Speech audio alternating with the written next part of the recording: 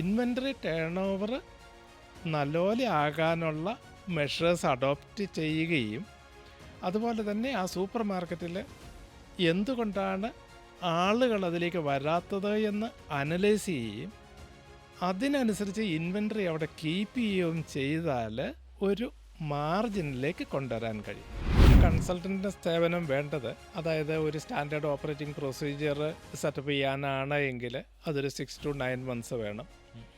പിന്നെ അതൊന്ന് trial run നടത്തി അതൊരു റിസൾട്ട് ക്രിയേറ്റ് ചെയ്യാനാണ് എങ്കിൽ, അതായത് ഞാൻ പറഞ്ഞത് എംപ്ലോയീസിനെ അതിനനുസരിച്ചിട്ട് അസൈൻ ചെയ്തു, MIS ക്രിയേറ്റ് ചെയ്തു, ദെൻ ഓരോരോ പോയിന്റിലും വരുന്ന കുറവുകൾ പരിഹരിക്കുന്നുണ്ട്. അപ്പോൾ കുറവുകൾ പരിഹരിക്കുകയും ചെയ്യുന്ന സമയത്ത് ചിലപ്പോൾ അത് ഒരു 2 years 3 years കൺസിസ്റ്റൻ്റായിട്ട് അവരുടെ കൂടെ നിന്ന് അവരെ പഠിപ്പിച്ച് അവരുടെ ഇൻഫ്രാസ്ട്രക്ചർ മുഴുവനും എവരിവെയർ ഇൻകം ജനറേറ്റ് ചെയ്യുന്ന രീതിയിലേക്ക് കൊണ്ടുവരുമ്പോൾ മാത്രമാണ് ഒരു റിട്ടേൺ ഓൺ ഇൻവെസ്റ്റ്മെൻറ്റ് വരുവുള്ളൂ.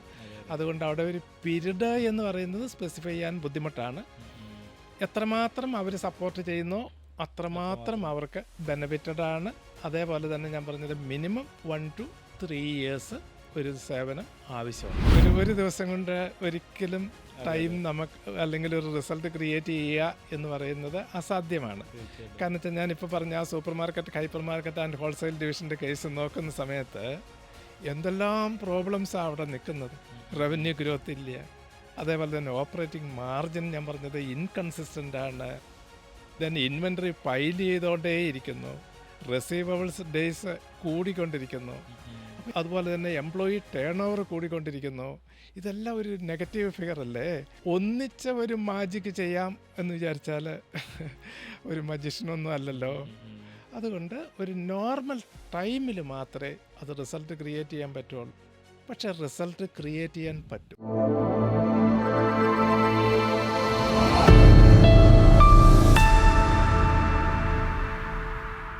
സാർ, ഇപ്പോൾ ഏതൊരു സ്ഥാപനത്തിൻ്റെയും സക്സസ്ഫുള്ളായിട്ടുള്ള മുന്നോട്ട് പോക്കിനൊരു സിസ്റ്റം എപ്പോഴും ആവശ്യമാണ്.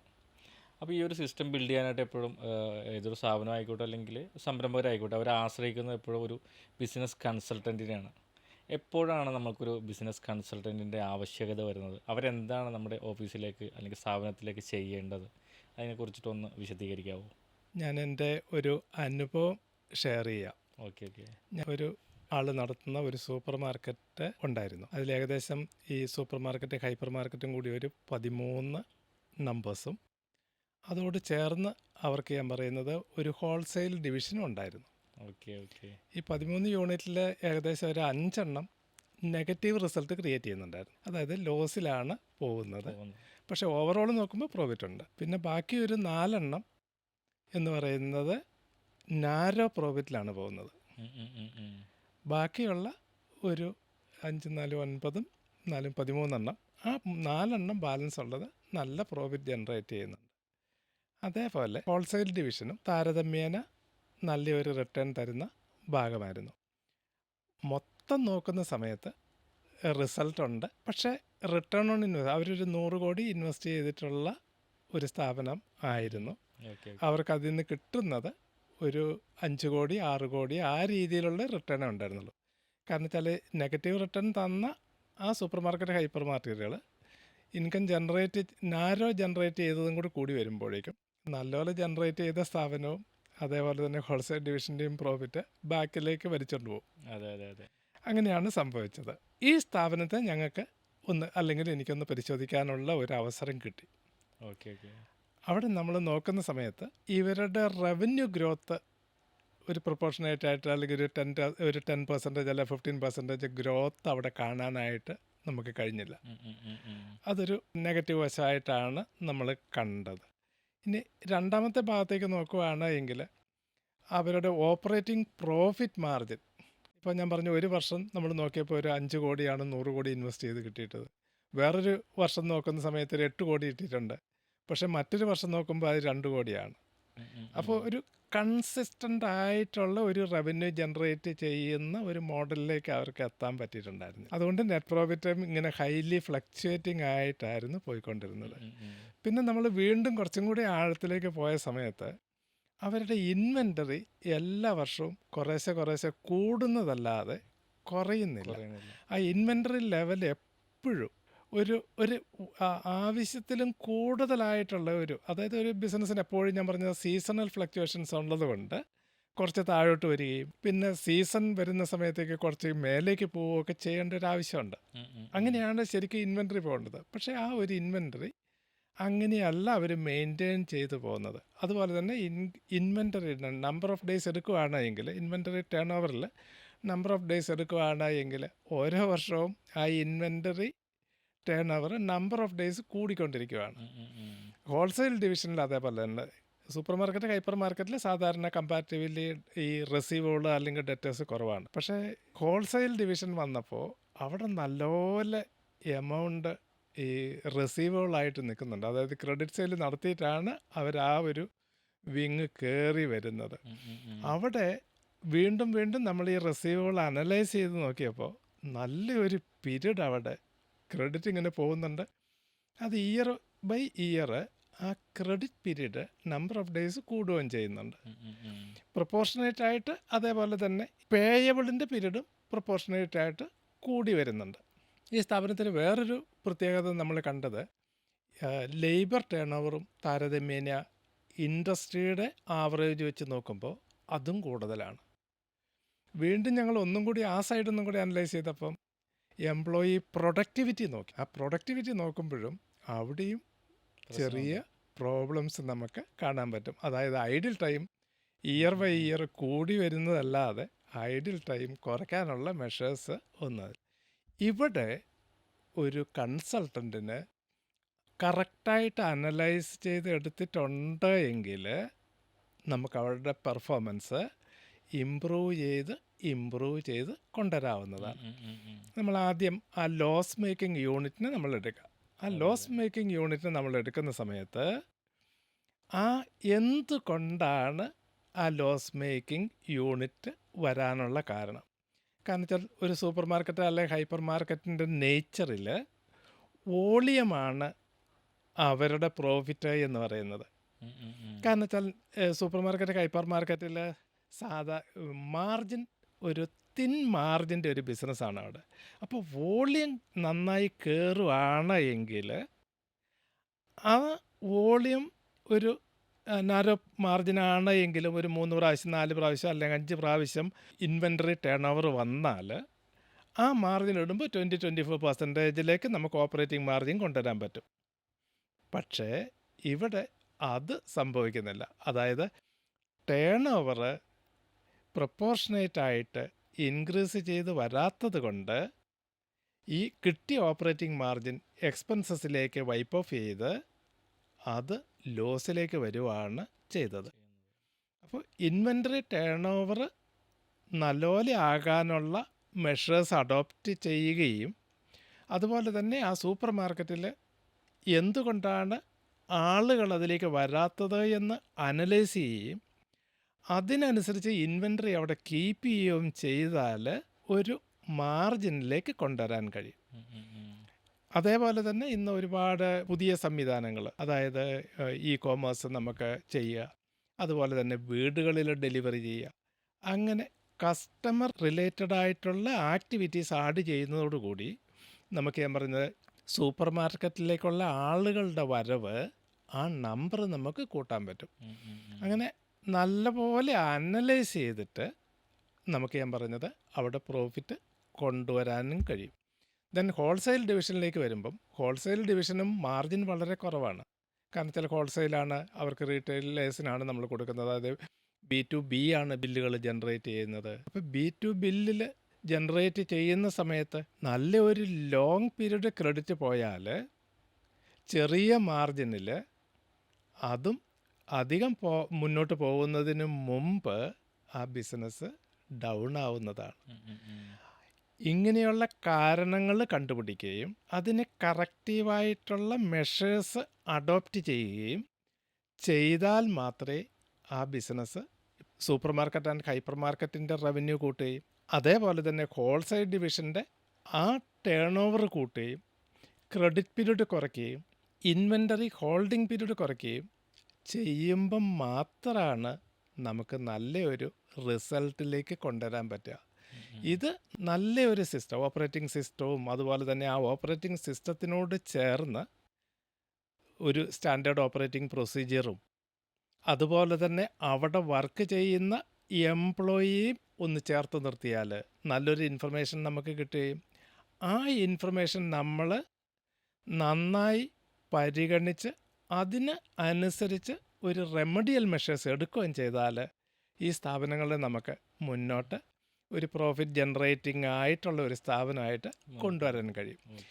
ഇത് ഒരു കൺസൾട്ടൻ്റ് നല്ല ഭംഗിയായി ആഴത്തിൽ അനലൈസ് ചെയ്ത് അതിൻ്റെ റെമഡിയൽ മെഷേഴ്സ് സജസ്റ്റ് ചെയ്തിട്ട് ആ സജസ്റ്റ് ചെയ്തത് കറക്റ്റായി ഇംപ്ലിമെൻറ്റ് ചെയ്ത് അത് മോണിറ്റർ ചെയ്ത് കൊണ്ടുവന്നാൽ തീർച്ചയായിട്ടും അങ്ങനെയുള്ള സ്ഥാപനങ്ങളെ നമുക്ക് ഉയർത്തിക്കൊണ്ടുവരാൻ പറ്റും. ഒരു റീസണബിൾ റിട്ടേൺ കൺസിസ്റ്റൻ്റ് ആയിട്ട് രീതിയിലേക്ക് മെച്ചപ്പെടുത്തി കൊണ്ടുവരാൻ നമുക്ക് കഴിയുന്നതാണ്. ശരിക്കും ഒരു നല്ല ഇപ്പോൾ ഈ പറഞ്ഞ പോലെ ഒത്തിരി ബിസിനസ് കൺസൾട്ടൻറ്റുമാരിപ്പോൾ ഇവിടെ ഇപ്പോൾ കേരളത്തിലാണെങ്കിൽ കേരളത്തിൽ പുറത്താണെങ്കിലും ഉണ്ട്. നമുക്ക് നമ്മുടെ ഒരു സ്ഥാപനത്തിന് പറ്റിയൊരു കൺസൾട്ടൻറ്റിനെ എങ്ങനെ നമുക്ക് ചൂസ് ചെയ്യാൻ പറ്റും? വലിയ സ്ഥാപനങ്ങൾ ഇപ്പോൾ ഒരു ഉദാഹരണമായിട്ട് സ്റ്റോക്ക് എക്സ്ചേഞ്ചിലൊക്കെ ലിസ്റ്റ് ചെയ്തിട്ടുള്ള വലിയ കമ്പനികളുണ്ട്. അപ്പോൾ അവർക്ക് ഇൻ്റർനാഷണൽ ബിസിനസ് ഉണ്ട്. അതുപോലെ തന്നെ ഞാൻ പറഞ്ഞത് അക്രോസ് ഇന്ത്യ ബിസിനസ്സുള്ള സ്ഥാപനങ്ങളും ഉണ്ട്. അപ്പോൾ അവരെ സംബന്ധിച്ചിടത്തോളം ഒരു വലിയ കൺസൾട്ടൻറ്റിൻ്റെ ആണ് ആവശ്യം വരുന്നത്. അതായത് ബിഗ് ഫോർ എന്നൊക്കെ പറഞ്ഞിട്ട് നമ്മുടെ ഇന്ത്യയിലുള്ള വലിയ സ്ഥാപനങ്ങളൊക്കെയാണ് അവരെ ഫീഡ് ചെയ്യാൻ പറ്റുള്ളൂ. പക്ഷേ ചെറിയ സ്ഥാപനങ്ങൾ, അതായത് സ്മോൾ ആൻഡ് മീഡിയം എൻ്റർപ്രൈസസ് സെക്ടറിൽ നിൽക്കുന്ന സ്ഥാപനങ്ങൾ, അവരുടെ വളർച്ചയ്ക്ക് ഞങ്ങളെപ്പോലെയുള്ള സ്ഥാപനങ്ങൾക്ക്, അതായത് ഞാൻ റെപ്രസെൻ്റ് ചെയ്യുന്ന Nazareth business solutions private limited എന്ന കമ്പനിയാണ്, സ്മോൾ ആൻഡ് മീഡിയം എൻ്റർപ്രൈസസിന് ഞങ്ങൾക്ക് ഒരു നന്നായി സഹായിക്കാൻ കഴിയുന്നതാണ്. ഇപ്പോൾ സാർ ഇപ്പോൾ പറഞ്ഞ പോലെ ഒരു SME സ്ഥാപനത്തെ സംബന്ധിച്ച് ഒരു കൺസൾട്ടൻറ്റിൻ്റെ ഒരു സേവനം നമുക്കത് എത്ര നാളത്തേക്കാണ് വേണ്ടി വരിക സാധാരണഗതിയിൽ? ഒരു കൺസൾട്ടൻറ്റിൻ്റെ സേവനം വേണ്ടത്, അതായത് ഒരു സ്റ്റാൻഡേർഡ് ഓപ്പറേറ്റിംഗ് പ്രൊസീജിയർ സെറ്റപ്പ് ചെയ്യാനാണ് എങ്കിൽ അതൊരു 6 to 9 months വേണം. പിന്നെ അതൊന്ന് ട്രയൽ റൺ നടത്തി അതൊരു റിസൾട്ട് ക്രിയേറ്റ് ചെയ്യാനാണ് എങ്കിൽ, അതായത് ഞാൻ പറഞ്ഞത് എംപ്ലോയീസിനെ അതിനനുസരിച്ചിട്ട് അസൈൻ ചെയ്തു, MIS ക്രിയേറ്റ് ചെയ്തു, ദെൻ ഓരോരോ പോയിന്റിലും വരുന്ന കുറവുകൾ പരിഹരിക്കുന്നുണ്ട്. അപ്പോൾ കുറവുകൾ പരിഹരിക്കുകയും ചെയ്യുന്ന സമയത്ത് ചിലപ്പോൾ അത് ഒരു 2 years 3 years കൺസിസ്റ്റൻ്റായിട്ട് അവരുടെ കൂടെ നിന്ന് അവരെ പഠിപ്പിച്ച് അവരുടെ ഇൻഫ്രാസ്ട്രക്ചർ മുഴുവനും എവരിവെയർ ഇൻകം ജനറേറ്റ് ചെയ്യുന്ന രീതിയിലേക്ക് കൊണ്ടുവരുമ്പോൾ മാത്രമാണ് ഒരു റിട്ടേൺ ഓൺ ഇൻവെസ്റ്റ്മെൻറ്റ് വരുവുള്ളൂ. അതുകൊണ്ട് അവിടെ ഒരു പീരീഡ് എന്ന് പറയുന്നത് സ്പെസിഫൈ ചെയ്യാൻ ബുദ്ധിമുട്ടാണ്. എത്രമാത്രം അവർ സപ്പോർട്ട് ചെയ്യുന്നോ അത്രമാത്രം അവർക്ക് ബെനിഫിറ്റഡ് ആണ്. അതേപോലെ തന്നെ ഞാൻ പറഞ്ഞത് മിനിമം 1 to 3 years ഒരു സേവനം ആവശ്യമുണ്ട്. ഇപ്പോൾ ഇതിൽ തന്നെ നമ്മൾ നോക്കുകയാണെങ്കിൽ ഇപ്പോൾ ഒരു കൺസൾട്ടൻറ്റിനെ നമ്മൾ എടുക്കുന്നു, അതിപ്പോൾ ഈ പറഞ്ഞ പോലെ തന്നെ ഒരു 3-4 മാസം പോകുന്നു. പിന്നെ അത് ഇപ്പോൾ ഈ പറഞ്ഞ പോലെ ലാസ്റ്റ് നമ്മൾ ഈ പറഞ്ഞ ഒരു കുളം കുത്തുന്ന പോലെ തന്നെയാണ്. ലാസ്റ്റത്തെ ഒരു കുത്തിന് വേണ്ടിയിട്ട് നമ്മൾ നിൽക്കാറില്ല. എന്ന് വെച്ചിട്ടുണ്ടെങ്കിൽ ഒരു 4 മാസം കഴിഞ്ഞ് ചിലപ്പോൾ അവർ ഒഴിവാക്കും, അത് ശരിയാവുന്നില്ല. അങ്ങനെ ആറ്റിറ്റ്യൂഡുള്ള ഒത്തിരി പേര് നമുക്ക് ചുറ്റുമുണ്ട്, ബിസിനസ്സുകാരായിക്കോട്ടെ. അവരോട് എന്താണ് ശരിക്കും പറയാനുള്ളത്? എല്ലാത്തിനും ഒരു സമയം കൊടുക്കണം. പിന്നെ ഞാൻ പറയുന്നത് എവരി വീക്ക് ഈ കൺസൾട്ടൻറ്റിൻ്റെ അടുത്ത് നിന്ന് ഒരു ഫീഡ്ബാക്ക് കളക്ട് ചെയ്യണം. ആ ഫീഡ്ബാക്ക് കളക്ട് ചെയ്യുമ്പം അവർ മൂവ് ചെയ്യുന്നത് മാനേജ്മെൻറ്റ് എക്സ്പെക്റ്റ് ചെയ്യുന്നതും തമ്മിൽ ഏകദേശം ഒരേപോലെയാണ് എങ്കിൽ ആ കൺസൾട്ടൻറ്റിന് ടൈം കൊടുത്താൽ മാത്രമേ റിസൾട്ട് ക്രിയേറ്റ് ചെയ്യുള്ളൂ. ഒരു ദിവസം കൊണ്ട് ഒരിക്കലും ടൈം നമുക്ക് അല്ലെങ്കിൽ ഒരു റിസൾട്ട് ക്രിയേറ്റ് ചെയ്യുക എന്ന് പറയുന്നത് അസാധ്യമാണ്. കാരണം വെച്ചാൽ ഞാനിപ്പോൾ പറഞ്ഞ ആ supermarket, hypermarket and wholesale ഡിവിഷൻ്റെ കേസ് നോക്കുന്ന സമയത്ത് എന്തെല്ലാം പ്രോബ്ലംസാണ് അവിടെ നിൽക്കുന്നത്. റവന്യൂ ഗ്രോത്ത് ഇല്ല, അതേപോലെ തന്നെ ഓപ്പറേറ്റിംഗ് മാർജിൻ ഞാൻ പറഞ്ഞത് ഇൻകൺസിസ്റ്റൻ്റ് ആണ്, ദെൻ ഇൻവെൻ്ററി പൈൽ ചെയ്തുകൊണ്ടേ ഇരിക്കുന്നു, റിസീവബിൾസ് ഡേയ്സ് കൂടിക്കൊണ്ടിരിക്കുന്നു, അപ്പോൾ അതുപോലെ തന്നെ എംപ്ലോയി ടേൺ ഓവർ കൂടിക്കൊണ്ടിരിക്കുന്നു. ഇതെല്ലാം ഒരു നെഗറ്റീവ് ഫിഗർ അല്ലേ?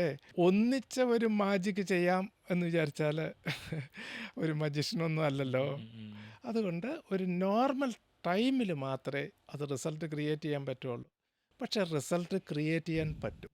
ഇപ്പോൾ നസ്രത്തിനെ സംബന്ധിച്ച് നോക്കുകയാണെങ്കിൽ നമ്മളുടെ ഒരു ക്ലയൻറ്റ് ഇപ്പോൾ നമ്മുടെ കൺസൾട്ടൻസിക്കായിട്ട് നമ്മുടെ അടുത്തേക്ക് വരുന്നു. അപ്പോൾ അവരെ നമ്മൾ ഏതൊക്കെ ഒരു സ്ട്രക്ചറിലാണ് അവരെ നമ്മൾ ഇപ്പോൾ അവർക്ക് വേണ്ടിയിട്ടുള്ളൊരു മോഡ്യൂൾ സെറ്റ് ചെയ്യുന്നത്? ആദ്യം തന്നെ അവരുടെ എക്സിസ്റ്റിംഗ് ഫൈനാൻഷ്യൽസ് നമ്മൾ അനലൈസ് ചെയ്യും. ഇപ്പോൾ ഈ സൂപ്പർ മാർക്കറ്റ്, ഹൈപ്പർ മാർക്കറ്റ്, അതേപോലെ തന്നെ ഹോൾസെയിൽ ഡിവിഷൻ്റേത് നമ്മൾ അനലൈസ് ചെയ്തതുപോലെ തന്നെ എക്സിസ്റ്റിംഗ് കാര്യങ്ങൾ അനലൈസ് ചെയ്യും. അനലൈസ് ചെയ്തിട്ട് ഏറ്റവും ഇമ്മീഡിയറ്റ് ചെയ്യേണ്ട കാര്യങ്ങൾ നമ്മൾ റാങ്ക് ചെയ്യും. ഓക്കെ ഓക്കെ ആ റാങ്ക് ചെയ്തിട്ട് ആ റാങ്കിങ്ങിനെ ബേസ് ചെയ്തിട്ടാണ് ഞാൻ പറഞ്ഞത് കൺസൾട്ടിങ് ആരംഭിക്കുന്നത്. എല്ലാം കൂടി ഒന്നിച്ച് ചെയ്യാൻ പറ്റിയല്ല. കാരണം വെച്ചാൽ എല്ലാം നമ്മൾ ഒന്നിച്ച് ഒരു സിസ്റ്റം ചേഞ്ച് കൊണ്ടുവരുവാണ് എങ്കിൽ അവിടെയുള്ള എംപ്ലോയീസിൻ്റെ എല്ലാം ഒരു എതിർപ്പ് നമ്മൾ അഭിമുഖീകരിക്കേണ്ടി വരും. അത് റിസൾട്ട് ക്രിയേറ്റ് ചെയ്യാനായിട്ട് ബുദ്ധിമുട്ടുണ്ടാക്കുമല്ലോ. എല്ലാവരെയും കൂടെ ചേർത്ത് നിർത്തിക്കൊണ്ട് മാനേജ്മെൻറ്റ്, അതായത് മാനേജ്മെൻറ്റും എംപ്ലോയീസിനെയും ചേർത്ത് നിർത്തിക്കൊണ്ടുള്ള ഒരു എന്ത് പ്രോഗ്രാമാണ് എങ്കിലും അത് ഞാൻ പറഞ്ഞത് അധികം താമസിക്കാതെ ലോങ് റണ്ണ് എന്ന് പറഞ്ഞാൽ 1 to 3 ഇയേഴ്സിൽ നല്ലപോലെ റിവേഴ്സ് ചെയ്തിട്ട് റവന്യൂ മോഡിലേക്ക് തന്നെ കൊണ്ടുവരാം. അതായത് റിട്ടേൺ ഓൺ ഇൻവെസ്റ്റ്മെൻറ്റ് നന്നായി കൊണ്ടുവരാം.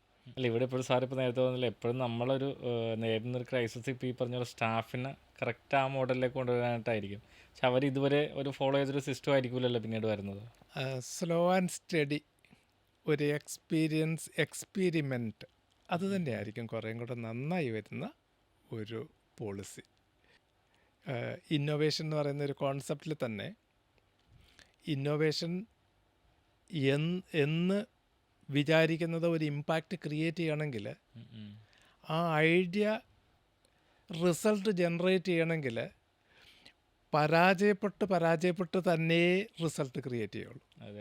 ആ പരാജയപ്പെടുമ്പം അത് ആ ടൈമിൽ തന്നെ നമുക്ക് ഐഡൻറ്റിഫൈ ചെയ്യാൻ പറ്റിയാൽ നമ്മൾ കറക്റ്റ് ചെയ്യും. ആ കറക്റ്റ് ചെയ്യുന്നതാണ് ട്രയൽ ആൻഡ് എറർ. ആ ട്രയൽ ആൻഡ് എററിലൂടെയാണ് നമ്മൾ മുന്നോട്ട് വരിക. അതുപോലെ തന്നെ ഇന്നോവേഷനിൽ വേറൊരു കോൺസെപ്റ്റ്, അവിടെ റിസ്ക് എടുക്കുക, റിസ്ക് അസസ് ചെയ്യുക, റിസ്ക് മിറ്റിഗേറ്റ് ചെയ്യുക. ഈ 3 ഫങ്ഷനും സൈമൾട്ടേനിയസ് ആയി പോകുന്ന സമയത്ത് മാത്രമേ ഒരു കൺസൾട്ടിങ്ങിലൂടെ ആ സ്ഥാപനത്തിൻ്റെ റിസൾട്ട് ജനറേറ്റ് ചെയ്യാൻ പറ്റുള്ളൂ.